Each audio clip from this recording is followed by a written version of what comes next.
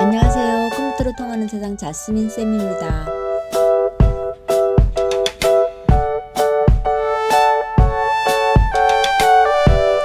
자, 이번에는 이미지 하단 부분, 요 색깔 있는 부분과 텍스트 같이 한번 해보도록 하겠습니다. 아까하고는 조금 다른 방법을 한번 해보도록 할게요. 육각형 도형을 한번 만들어 보도록 하겠습니다. 툴바에서 보시면은 자, 여기 다각형 도구라고 있는데 얘보다는 사용자 정의 모양 도구에 보시면 저희가 아주 쓰기 편한 육각형 도구가 있습니다. CC 버전에서는 클릭해서 요 사용자 정의 모양 도구의 옵션 바에서 모양 여기 클릭하시면은 CC 버전에서는 금방 보여질 거예요. 그런데 CS5 버전에서는 단축 메뉴에서 모두를 눌러야지만 보여지실 겁니다. 자, 여기에서 육각형 자, 더블 클릭하시면 바로 선택이 되고요.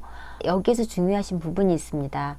만약에 여러분들이 여기서 작업을 하실 때 지금 현재의 레이어가 밤꿀 이미지가 선택이 되어져 있다라고 하면 이 상태에서 드래그를 하시게 되면은 새로 생성이 되는 이 육각형 레이어는 바로 선택된 레이어 위로 생기게 돼요.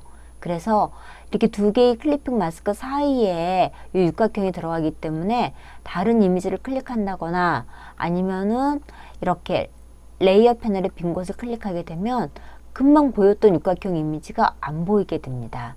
그래서 여러분들이 많이 어디로 갔지 하고서는 헤매시는 부분인데 자, 항상 작업을 하실 때는 포토샵에서 작업을 하실 때는 항상 레이어 패널에서 어느 레이어를 선택하고 작업할 것인가, 지금 내가 작업하는 이 레이어가 어느 부분에 들어가야 될 것인가, 이 부분을 잘 염두에 두시고 작업하셔야 됩니다. 자, 이 육각형 이미지는 선택해서 딜리트로 지우고요.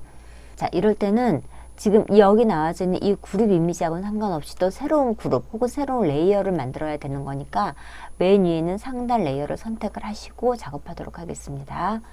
또 한 가지 중요한 게 저희가 일반 상품 이미지를 조절할 때는 저희가 Shift 키 누르지 않고 조절했지만은 CC 버전에서도 이 도형을 그리실 때는 이렇게 Shift 키 누르지 않게 되면 가로 세로의 비율이 틀어집니다. 그래서 가로 세로의 비율이 똑같은 정사각형 형태의 이미지를 만들겠다 하시면 반드시 Shift 키 누르고 그려주시면 되겠습니다. 자, 이렇게 도형이 만들어졌고요. 자, 제가 여러분 작업하기 편하게 조금 도형의 색깔을 좀 밝은 색으로 한번 해볼게요.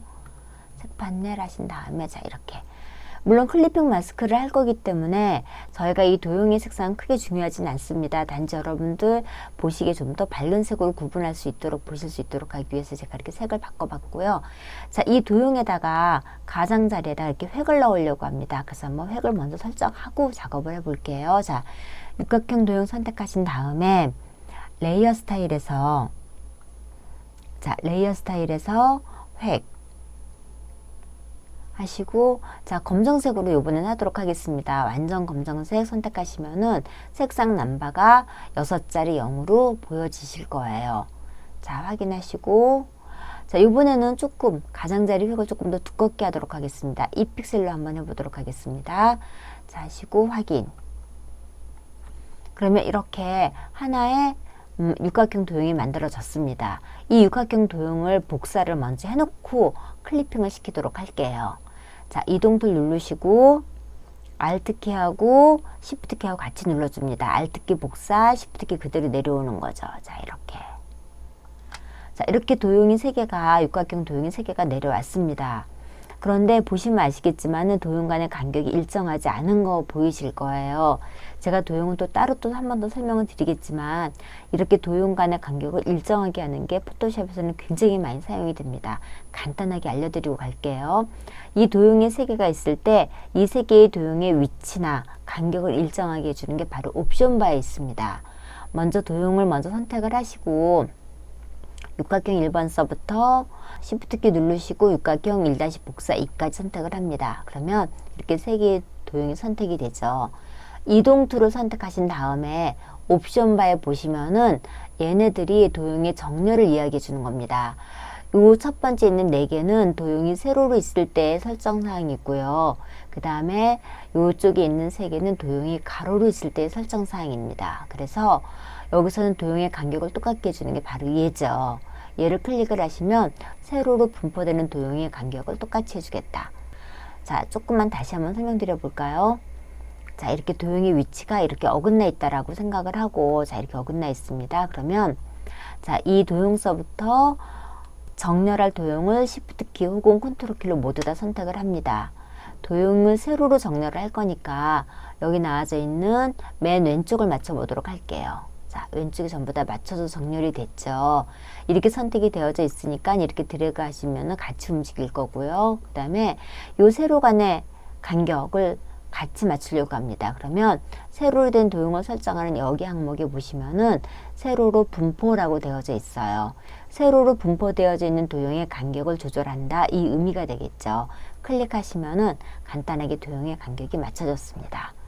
자, 그러면 이제 각각의 도형에다가 밤꿀 이미지, 벚꽃꿀 이미지, 야생화꿀 이미지를 클리핑 시켜 보도록 하겠습니다. 먼저 육각형 2를 선택을 할게요. 항상 클리핑 마스크 하실 때는 먼저 도형을 잘 선택하시고 나서 작업하신다라고 말씀드렸습니다. 그러면 벌꿀 이미지를 가지고 오도록 하겠습니다. 벌꿀 이미지 보시면은 아까는 도형 전체를 선택이 되어져 있었을 거예요. 그런데 지금은 도형의 일부만 가져가려고 합니다. 그래서 이렇게 선택되어져 있는 표시가 나면 컨트롤 D 눌러서 선택 해제하시고 도형의 일부만 가져갈 거니까는 여기 툴바에서 보시면 사각형 선택 윤곽 툴이 있습니다. 예, 클릭하신 다음에 가져가실 부분에 드래그 줍니다. 저는 이 부분 한번 드래그 해 볼게요. 자, 한 요만큼만 드래그 했습니다. 그리고 컨트롤 C 복사하신 다음에 다시 한번 확인할게요. 육각형 1에다 붙일 거예요. 그래서 육각형 1 레이어 선택하시고 컨트롤 V 적당한 위치에 갖다 놓으시고, 자, 여기 두 개의 레이어 육각형 1과 레이어 4 사이에다 마우스 놓으시고 Alt키 누르시면 이렇게 클리핑 마스크 표시 보여집니다. 클릭하시면 이게 클리핑 된 거 보이실 거예요. 만약에 이미지가 너무 커서 조금 해상도가 떨어지는 것 같다 그러시면 이렇게 해서 이미지 크기 조절하시면 될 것 같고요. 그 다음에 두 번째 벚꽃꿀 이미지 가지고 오도록 하겠습니다.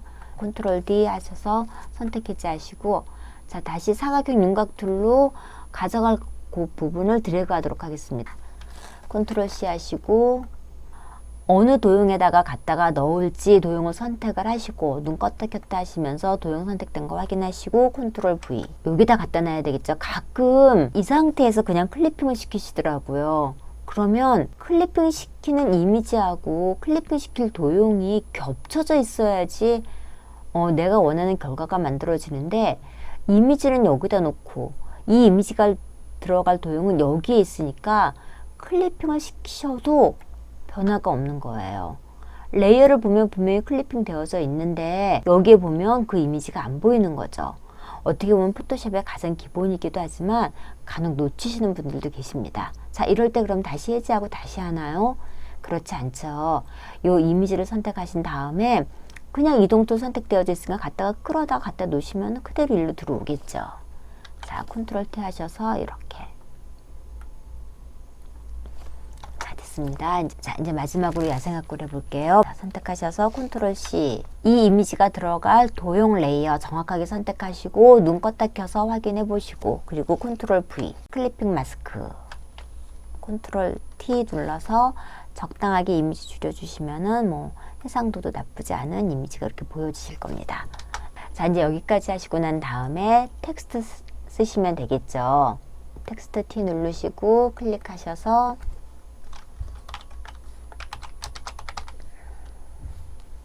글씨가 보이지 않는 것은 지금 글씨가 흰색으로 설정되어져 있어서 그렇습니다. 아까 글씨 작업을 할 때 저희가 흰색으로 설정해 놨으니까는 그 이후로 입력되는 글씨는 흰색이 되겠죠. 옵션 바에서 완전 검정색으로 선택하시고, 자, 한번 입력해 보도록 할게요. 자, 그 다음에 다시 이동 툴 누르시거나 확인 누르셔서 글자 입력 끝내시고 다시 한번 T 누르셔서 글자 입력을 마쳤는데요. 여기 있는 설명은 제가 마음대로 지은 겁니다. 혹시라도 들으시는 분들 오해 없으셨으면 좋겠습니다. 자, 이렇게 글자를 다 입력하시고 난 다음에 글자 레이어를 Shift 키 눌러서 다 같이 선택하도록 하겠습니다. 글자가 조금 큰 것 같아서 조금 줄이도록 할게요. 자, 여기 30pt로 되어져 있으니까 한 24pt로 줄여보도록 할게요. 네, 왼쪽을 맞춰야 되겠죠. 그래서 이동 툴 선택하시고 맨 왼쪽 맞춤 하시면 같이 딱 왼쪽이 맞춰졌습니다. 자, 위치를 잡아 볼게요. 밤꿀은 요 이미지하고 중간 정도면 될 것 같고, 야생화꿀은 조금 더 밑으로 내려와야 될 것 같아요. 텍스트 레이어 여기서부터 다시 한번 선택하시고, 자, 세로 분포 클릭하시면은 똑같은 간격으로 이쁘게 만드실 수 있습니다. 자, 오늘 여기까지 해서 클리핑 마스크를 활용해서 상품 상세 페이지를 한번 만들어 봤습니다. 처음에 위에 있는 상품 이미지들은 클리핑 마스크를 하나 만들고 난 다음에 그룹을 복사해서 이미지와 텍스트만 바꾼 거고요. 두 번째 있는 요 육각형 도형 이미지는 먼저 도형을 만든 다음에 도형을 복사하고 각각의 도형에다가 이미지를 불러와서 클리핑 시켰습니다. 완전한 클리핑을 만들고 이미지를 바꿀 것이냐, 아니면 이미지가 들어간 도형들을 먼저 만들어 놓고 각각의 도형에다 클리핑을 시킬 것이냐. 사실 이거는 작업에 따라서 각기 다 달라지긴 하지만 두 가지 방법 다 여러분들이 그때 상황에 맞춰서 사용하셔야 되기 때문에 충분히 익히셔야 되는 부분입니다. 이 부분까지가 상품 상세 페이지를 만드는 가장 기본 단계, 클리핑 마스크까지였었고요. 요 다음 강좌는 지금까지 사용하고 있는 도형을 좀 더 어떻게 하면 편리하게 쓸 수 있는지, 그리고 우리가 포토샵에서 이 벡터 그래픽 이미지를 어떻게 써야 되는 건지 요 부분에 대해서 조금 더 설명드리도록 하겠습니다. 자, 오늘 강의 여기까지 하도록 하겠습니다. 여러분 수고하셨습니다.